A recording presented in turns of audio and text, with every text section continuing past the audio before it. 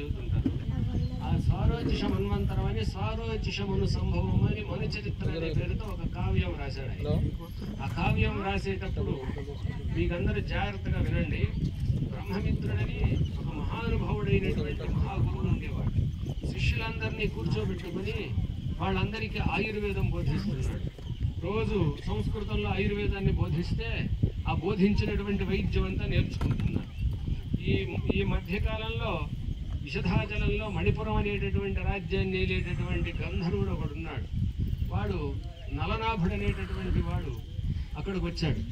వచ్చి బ్రహ్మమిత్రుడు ఆయన చెబుతూ ఉండే అదంతా కూడా చూసి ఆయన దగ్గరికి వెళ్ళి నమస్కారం చేసి, గురువుగారు మీరు బ్రహ్మమిత్రుడంటే సాక్షాత్తు వ్యాసునంత వాడివి, నీకు నేను నమస్కారం చేస్తున్నాను, నాకు కూడా ఈ ఆయుర్వేదాన్ని బోధించమని అడిగాడు. అడిగితే ఆయన ఏమన్నాడంటే ఎవరు నువ్వు అని అడిగాడు. నేను విశుధాచలంలో మణిపురాన్ని వెళ్ళినటువంటి గంధర్వరాజుని నలనాభుడు అన్నాడు. అప్పుడు ఆయన ఏం చెప్పాడంటే గంధర్వులంటే కూతులు గుంపేరా, మీరందరూ మంచివాళ్ళు కాదు, సంస్కారహీనులు, మీకందరికీ నేర్పితే ఈ చదువు వృధా అయిపోతుంది. గంధర్వులంటే మనందరం చాలా చోట్ల కొన్ని పదాలు వాడుతాం, అంతా గందరగోళంగా ఉండేది. ఈ మాట వాడతారు కదా చాలామంది, గందరగోళంగా ఉంది అంటే గోళగా ఉంది అని దాని అర్థం. గంధర్వులు అలా ఉంటారని అది గంధర్వ గోళం అయింది. గంధర్వులు అలా ఉంటారట, అందువలన ఆ గంధర్వులు అలా ఉంటారు. ఆ లక్షణం ఎక్కడైతే గోళగా ఉందో ఆ గంధర్వ లక్షణం అలా ఉంటుందని బ్రహ్మమిత్రుడు అన్నాడు. మీరందరూ గంధర్వులు, చిత్తచాంచల్యం కలిగిన వాళ్ళు, ఒకసారి మనసు స్థిరంగా ఉన్నటువంటి వాళ్ళు కాదు. అంటే మనకే ఉండదు, నేను అది ఉదాహరణగా చెప్తున్నా. మీరు చిత్తచాంచల్యం కలిగిన వాళ్ళు, ఏకాగ్రతగా ఉండగలిగినటువంటి వాళ్ళు కాదు మీరు, అందువల్ల అటువంటి వాడికి నేను నేర్పను అన్నాడు. నేర్పనేటప్పటికి వాడేం చేశాడు, మనకు నేర్పుతామని ముసలివాడిని అడిగితే నేర్పలేదు అని ఆలోచన చేసి, గంధర్వుల దగ్గర పుట్టుకతో కొన్ని రకాలైనటువంటి విద్యలు ఉంటాయి. అణిమాద్య అష్టసిద్ధులన్నీ వారి వశమై ఉంటాయి. వాటిలో శాంబరి విద్య అని ఒక విద్య ఉన్నది. ఆ శాంబరి విద్య ప్రభావం చేత అక్కడే కూర్చున్నాడు, కానీ కనపడటంలే.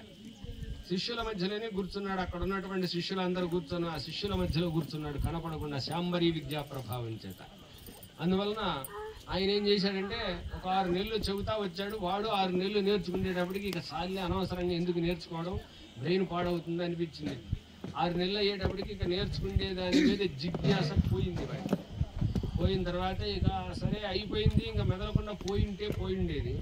అప్పుడు ఆయన దగ్గరికి వచ్చి బ్రహ్మమిత్రుడికి, గురువు గారు నమస్కారం అన్నాడు. ఎవరా నువ్వు, అంతకుముందు వచ్చావు కదా అని అడిగాడు. వచ్చానండి, నిన్ను అడిగితే నువ్వు నేర్పిలేదు, నువ్వు నేర్పకపోతే మాత్రం నేను నేర్చుకోనాయంటే అని చెప్పాడు. ఎలా నేర్పాడంటే, తండ్రి నాకు అనుగ్రహింపగద వైద్యం వంతు ప్రార్థించినన్, గండ్రలుగా నటులాడి ధికృతలన్ పోకాల్మంటి ఓహో, మదిని తీండ్రలు కలిగిన వారికి ఏ కరణిని విద్య రాకుండానే గుండ్రా దాచిన పిండి ఏమిటికి చిక్కుని కష్టం ముష్టింపచా అన్నాడు. కరెక్ట్ గా తండ్రి అనగానే నువ్వు దర్శనమిచ్చావు మహానుభావుడు. అనుగ్రహం కాదు భక్తులు, మీరు తెలుసుకుంటే ఇక్కడ వైభవంగా చేయగలుగుతారు. మీ మీదనే ఉంది భారం అంతే. మీరు తెలుసుకుంటే మన స్వామి సమయానికి వచ్చాడు. అమ్మవారి అనుగ్రహం ఉన్న వాళ్ళలో ఈయన కూడా విశేషమైనటువంటి మహానుభావుడు. అయితే ఆ బ్రహ్మమిత్రుడు దగ్గరికి వెళ్ళి ఇలాగన్నాడు, తండ్రి నాకు అనుగ్రహింపగల వైద్యం వంచ ప్రార్థించినను, నిన్ను తండ్రి నాకు నేర్పమని అడిగితే చచావతలకు పోమన్నావు నువ్వు నన్ను. మదిని తీండ్రలు కలిగిన వారికి ఏ కరణిని విద్య రాకుండానే, మనసులో కోరిక యొక్క తీవ్రత ఆ విధంగా ఉన్నవాడు ఎట్టయినా నేర్చుకోకుండా ఉంటాడా? వాడికి దాని మీద కోరిక ఉంది, ఏదో ఒక విధంగా సఫలం చేసుకోవాలని కోరుకుంటాడు కదా. అందువలన నేను ఇక్కడే ఉండి శాంబరి విద్యా ప్రభావంతో నువ్వు చెప్పింది మొత్తం 6 నెలల పాటు నేర్చుకున్నాను, నువ్వు నేర్చుకోకపోతే నేను నేర్చుకోలేనా అని అన్నాడు ఆయన ఎదురుపడి. ఇంకా ఆయనకి బ్రహ్మమిత్రుడికి విపరీతమైన కోపం వచ్చింది. ఏం చేశాడంటే, ఒరే నేర్చుకుంటే నేర్చుకున్నావు బాగానే ఉంది, మళ్ళీ నా దగ్గరికి వచ్చి ఇవన్నీ చెప్పకపోతే ఏం పోయిందిరా, నేర్చుకొని పోవచ్చు కదా అని అన్నాడు. అని అనుకొని కోపం వచ్చి జటలుండు కిటకిట పండ్లు కొరికి హుమ్మని కటంబులదర ముఖ కుటంబుల నటింప గటగట కుటిలాత్మ విద్యన్ గుణుడయన్ గాక గుటగుటలు గురువుతానని. నేర్చుకున్నావు, నా దగ్గరికి వచ్చి గురువుతోటి ఈ వేషాలన్నీ వేస్తున్నావు అని అనిపించి కమండలంలో నీళ్లు తీసుకొని చేతిలోకి తీసుకొని వాడి మీద చల్లి అసురవై విసితంబును వసయును అశ్రు రసంబును అశనంబులుగా వసుధ వసియింపుమన్నాడు. అసురవై అంటే బ్రహ్మరాక్షసుడు అయ్యి ఆ బ్రహ్మరాక్షసుడు అయిపోయి రక్తము, మాంసము, మధ్య ఇవన్నీ కూడా తింటూ బ్రతుకు పోరా అని శపించాడు. శపించేటప్పటికి గద గద గద గద ఉనికిపోయినాడు. గురువులను అధిక్షేపిస్తే జరిగేది ఇదే. చిన్నపిల్లలు, మీ పిల్లలు తల్లిదండ్రుల దగ్గర ఎదురు తిరిగి వాళ్ళు మాట్లాడితే అబ్బా మన పిల్లడు భలే కూతులు తిడుతున్నాడు అనుకుంటున్నారు తప్ప వాడు పెరిగి పెద్ద అయిన తర్వాత వాడు చంపేస్తాడని మీకు అర్థం కావడం లేదు. భవిష్యత్తులో అదే జరిగేది. పిల్లలందరినీ గారాబం చేసి వాళ్ళకి ఫోన్లు ఇచ్చినటువంటి తల్లిదండ్రులకు నేను ఇచ్చే శాపం ఇదే. ఏమిటయ్యా అంటే వాళ్ళు మిమ్మల్ని రేపు వయసు ఉడిగిన తర్వాత వాళ్ళ చేతిలో మీరు తన్నులు తినే యోగం ఉంటే మాత్రమే పోనివ్వండి ఎవరైనా సరే. అయితే ఆ విధంగా బ్రహ్మమిత్రుడు నీళ్లు తల్లి రాక్షసుడు వైపు పొమ్మని చెప్పి శాపం పెట్టాడు. ఆ శాప ప్రభావం చేత గదగద వణిగిపోయి చేసేది లేక కాళ్ళ మీద పడ్డాడు. గురువు క్షమించండి, ఏదో పొరపాటు అయిపోయింది అంటే. బ్రహ్మమిత్రుడు అంటే ఎంత గొప్ప గురువు అంటే సామాన్యమైన వాడు కాదు. ఆయన ఏం చెబితే జరుగుతున్నటువంటి మహానుభావుడు బ్రహ్మమిత్రుడు. అందువలన కాళ్ళ మీద పడేటప్పటికి మళ్ళీ హృదయం ద్రవించింది. ఉత్తమం క్షణికోపస్యాత్తని. గొప్పవాడికి కోపం క్షణకాలమే ఉండేది, ఎక్కువసేపు ఉండదు. మనలాగా రోజులు ఉండదు. వాడు కనపడితే అవన్నీ గుర్తొస్తాయి, వాడు ఏమేం చేశాడని. అలా గుర్తొచ్చేది ఉత్తములకు ఉండదు, మనకైతే గుర్తుంటుంది. అందువల్ల బ్రహ్మమిత్రుడు వెంటనే హృదయం ద్రవించి, ఏం కాదు నాయన, కాలగమనంలో ఇందీవరాక్షుడు అనేటటువంటి వాడు ఒకడు వస్తాడు. వాడి యొక్క బాణ ప్రభావాగ్ని చేత వాడి బాణం నీ బొడ్డుకి తగిలి బొడ్డు పగిలి మళ్ళీ నీ పూర్వ వైభవం, పూర్వం ఉన్నటువంటి రూపం వస్తుంది అని చెప్పి బ్రహ్మమిత్రుడు అనుగ్రహించాడు. దీని వలన మనకు తెలియవచ్చేది ఏమిటంటే గురువు యొక్క అనుగ్రహం అందరికీ అవసరమే. గురువు యొక్క బోధామృతం, భవిష్యత్తు కార్యాచరణ పట్ల మనం ఒక మార్గాన్ని అవలంబించడం, భగవత్ సేవ ఏ విధంగా చెయ్యాలి, ఏం చేస్తే మనకు సకల శుభాలు కలుగుతాయి అన్నటువంటి మార్గాన్వేషణం చెయ్యగలగాలి. మీరందరికీ నేను ఒక దృష్టాంతం చెబుతున్నా వినండి. ఎన్ని మంత్రాలు చదివినా మీ దగ్గర ఉన్నటువంటి మానసిక భక్తి నా దగ్గర లేకపోవచ్చు. నాకు ఇక్కడికి వచ్చిన తర్వాత నేను మీకందరికి ఏం చెబుతున్నానంటే, సత్యనారాయణ నేను వేద మంత్రాలు చదివినా మీ భక్తి ముందు నేను ఎందుకు పనికిరాననే చెప్పాను సత్యనారాయణ. అంటే అంత భక్తి కలిగి నేను అంత దేవాలయం నిర్మాణం చేయాల్సిన పరిస్థితి నాకే వచ్చి నేను అసలు చేయలేము అనుకున్నాను. మనందరం చేస్తున్నాం, అందరం చేయట్లేదు. ఎవడి యందు భక్తి ఏ విధంగా పొటమరిస్తుందో, ఏ వేదంబు పఠించ లోత భరిగం వేషస్త్రములు సూచితాన్, ఏ విద్యాభ్యసనం పునర్చరి చించే మంత్రమూహించే బోధావిర్భావ నిదానములు చదువులయ్యా కావు మీ పాద సంసేవాసిత్తే కాక జంతు తతికిం శ్రీ కాళహస్తీశ్వరాన్ని.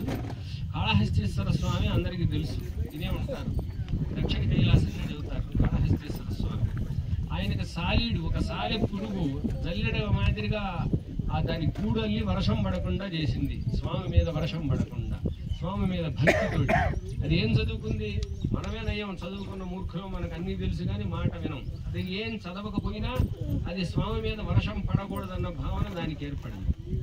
తర్వాత ఒక పాము మణులను తీసుకొని వచ్చి స్వామి శిరస్సును పెడుతున్నది. స్వామి ఒక ఏనుగు వచ్చి అక్కడ ఎదురుగా సువర్ణముఖి నదిలో ఉన్న నీళ్లు తొండంతా తీసుకుని వచ్చి ఈ పైన అల్లిక అవన్నీ తీసేసి అది నీళ్లు కొట్టి స్వామికి విభూతి అలంకారం చేసి పుష్పాదులు పెట్టింది ఏనుగు.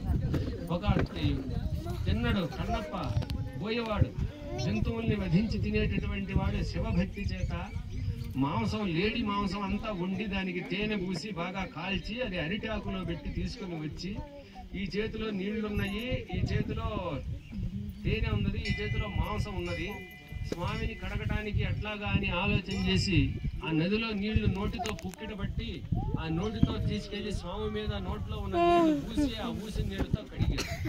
అది మూఢభక్తి. అంటే అటువంటి భక్తిగా చేసినా స్వామి కంట్లో నుంచి రక్తం వస్తే కన్ను బీకి కన్ను ఇచ్చేసాడు ఆయన. మనం అలా ఇవ్వలేంగా, మనం కూడా ఆయన అలా ఊసాడని మనం ఊయటానికి మనకు వీలు కాదు. కృష్ణుడు 16,000 మందిని చేసుకున్నాడని మనము చేసుకోవడానికి కుదరదు. అంటే కృష్ణుడు గోవర్ధనంతో చిటికిన విరేలు మీద గోవర్ధన పర్వతాన్ని ఎత్తాడు, మనం కూడా ఎత్తాలిగా. అందువలన మహానుభావులతో మనం పోటీ పడడానికి సరిపోయేటటువంటి యొక్క స్థితి మనకెప్పటికీ ఉండదు. మనిషి తన జీవితంలో భక్తి చేత, భగవత్ సంబంధమైన చింతన చేత మాత్రమే వాడి జీవితాన్ని సార్థకత చేసుకోగలడు తప్ప అది వినా ఏం లేదు. అందుకని అటువంటి ఆకర్షణ బీజములను ఈ పాము ఇవన్నీ అలా కాళహస్తీశ్వర స్వామికి ఏమి చదువుకోకపోయినా సేవ చేసింది.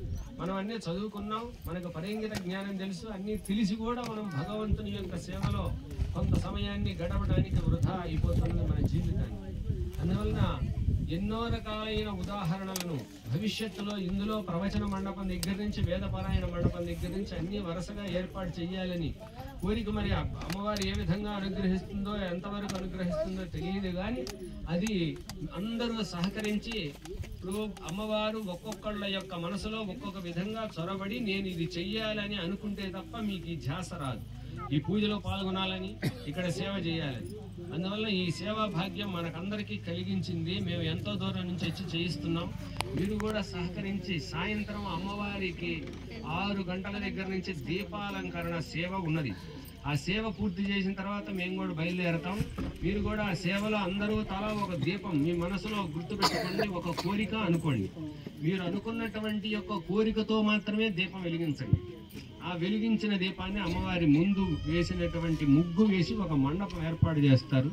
ఆ మండపంలో అమ్మవారి యొక్క మీ ప్రమిదను లోపల పెట్టి వెలిగించి పెట్టేసేయండి. అందువలన ఇది గాలి కొట్టకపోతే, సాయంత్రం ఇబ్బంది లేకపోతే మాత్రమే మనల్ని అమ్మవారి ఎంతవరకు అనుగ్రహిస్తుందో చూడాలి. ఆ దీపాలంకరణ సేవకు అందరూ రండి. మధ్యాహ్నం భోజనం చేయండి, రాత్రికి అల్పాహారం తీసుకోండి. పూజలో పాల్గొన్నటువంటి ప్రతి వాళ్ళు కూడా అందరూ దేవీ ఖడ్గమాల అమ్మవారి సేవలో పాల్గొనండి.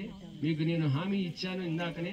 అందువలన మీకందరికీ ఎవరికి ఏ ఏ ఫలితం కావాలో అది మనస్సు చేత,